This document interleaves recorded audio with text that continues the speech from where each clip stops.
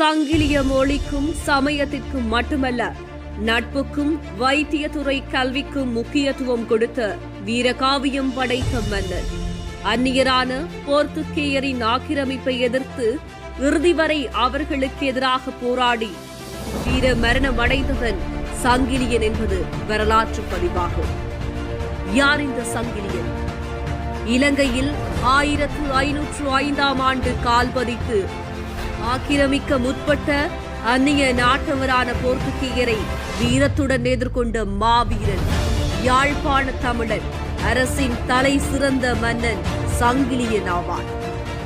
போர்த்துகேயர் இந்நாட்டில் காலடி வைத்தபோது கோட்டை, கண்டி, யாழ்ப்பாணம் ஆகிய 3 அரசுகள் இருந்தனவென்பதை வரலாறு தெளிவாக காட்டுகின்றது. கோட்டை ராஜ்யம் தானாகவே ஒப்பந்தத்தின் மூலம் போர்த்துகேயர் வசமானது, அந்நியருக்கு தாரை வார்க்கப்பட்டது.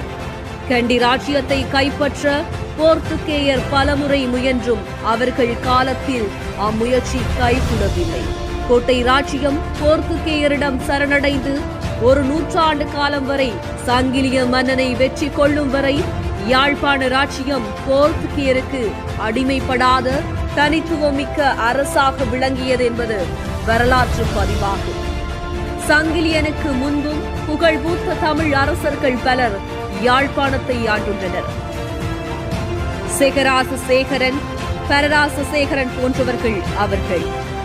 அதேபோல் போர்த்துகேயரின் ஆக்கிரமிப்புக்கு எதிராக போர்க்கொடி தூக்கிய கோட்டை ராஜ்யத்தின் இறுதியரசனான தர்மபாலனின் தந்தையான வீதிய பண்டார சங்கிலி மன்னனிடம் அடைக்கலம் பெற்றமையும் வரலாற்று பதிவாகியுள்ளது.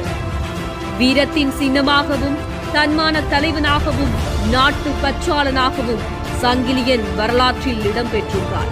ஆனால் பாட புத்தகங்களில் வளரும் சமுதாயம் கற்கக்கூடியதாக அவனது வரலாறு இடம்பெறாதது துரதிர்ஷ்டமையாகும்.